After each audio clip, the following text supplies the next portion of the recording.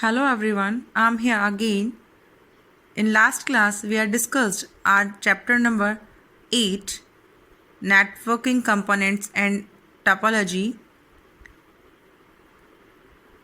In last class, Internet is completely discussed by me.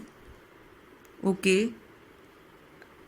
Next topic is intranet. What is intranet?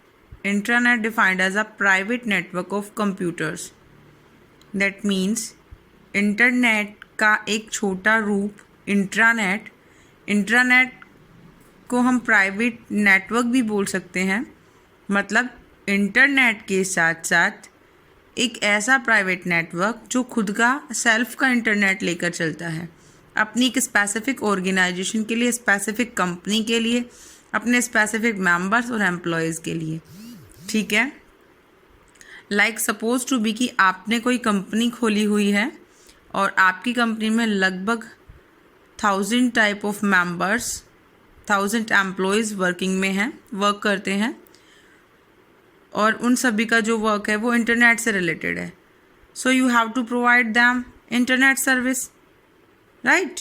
तो उन सभी को internet की service provide कराओगे तो आप सभी के सिस्टम पे या तो रिचार्ज करवाओगे या उन्हें वाईफाई फैसिलिटी दोगे, बट वहाँ वो कंसिस्टेंसी नहीं रहती है हर चीज़ की ना, कि वो डेटा सेम उसी फ्लो में कंसिस्टेंटली ट्रैवर्स करे या वही रेंज हमें डेटा की मिले।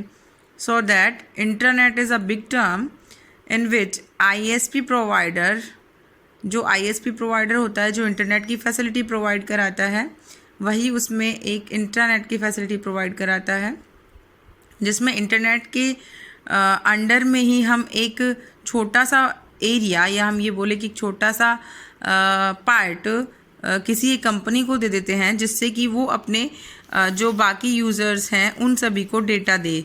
ठीक है, जैसे देखिए आपको डायग्राम में क्लियर हो जाएगा। ये एक एबीसी कंपनी है। एबीसी कंपनी का ये एक मेन नेटवर्क है जिनको उन्होंने सर्वर बनाया हुआ है और इसी एक मेन सर्वर से यहाँ टोटल 7 पीसीज जो कि आपस में इंटरकनेक्टेड हैं, या हम ये बोल सकते हैं मेन सर्वर से आपस में लिंक्ड हैं, कनेक्टेड हैं। सो दैट ये जो एबीसी कंपनी का इंट्रानेट है ये इसका प्राइवेट नेटवर्क है। कंप्लीटली सारा डेटा इंटरनेट से आकर यहाँ स्टोर होता है। मतलब जो भी डेटा इन्हें चाहिए, या ये समझ लो कि इसने अपना, सपोज कीजिए कि इसका एक स्पेसिफिक डेटा की रेंज है, लिमिट है, जिसे ये मेन सर्वर इन सभी पीसीज तक डिस्पैच करने का काम करता है।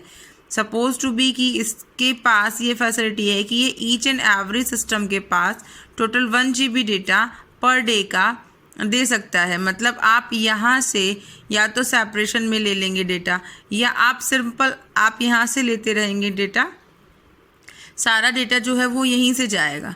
समझ में आ गई ये बात। सपोज कीजिए इसे कोई नेटवर्किंग के रिगार्डिंग इसे कोई चाहिए, ये यहाँ से लेगा, इसे चाहिए ये यहाँ से लेगा, इसे भी चाहिए तो भी ये यहाँ से लेगा। ये जस्ट वही फॉर्मेट हो जाता है जैसे अपन लोग इंटरनेट के फॉर्मेट की बात करते हैं ना, कि भाई इंटरनेट पर भी तो सभी मल्टीपल जितने पीसीज हैं वो अपने मेन हेड सर्वर से ही तो डेटा लेते हैं।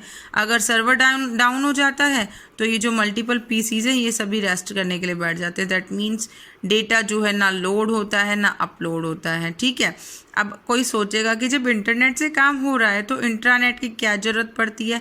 इंट्रानेट को कोई भी जो भी बड़ी बड़ी एमएनसीज होती हैं, मल्टीपल जो कि मल्टीनेशनल कॉरपोरेशन वाली कंपनियां होती हैं, वही इंट्रानेट को यूज़ करती हैं। उसके पीछे बेसिक रीज़न क्या है? एक तो उनको अपनी एम्प्लॉयबिलिटी स्किल को बढ़ाना होता है। इससे ईच एंड एवरी जो भी पीसी पर वर्क हो रहा है उसके ऊपर उनका कंप्लीट इंस्ट्रक्शंस, मतलब कंप्लीट उनकी निगरानी में वो काम होता है। सेकंड थिंग इज़ दैट कि जब ये इंटरनेट को एक प्राइवेट नेटवर्क की तरह डील करते हैं तो इनका जो सिक्योरिटी सिस्टम है रिगार्डिंग टू नेटवर्क वो स्ट्रॉन्ग होता है, सो दैट ऑनलाइन इनके डेटा का चोरी होने का ना के बराबर रीज़न होता है।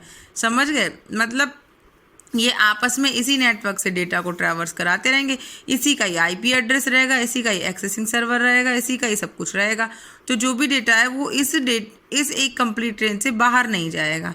ठीक है, तो मतलब इंटरनेट के रिगार्डिंग हम एक प्राइवेट नेटवर्क को बनाने में अपनी अहम रोल प्ले करते हैं, इम्पोर्टेंट रोल प्ले करते हैं। ओके, यहाँ पर ये सभी पीसी हैं। PCs refers to personal computer, सभी को पता है। ओके, तो इंट्रानेट क्या होता है समझ में आ गया सभी को। इसे भी नोट डाउन कर लेना और लर्न कर लेना अच्छे से। कुछ समझ नहीं आया तो मुझे कमेंट पास कर देना। ओके बेटा, थैंक यू।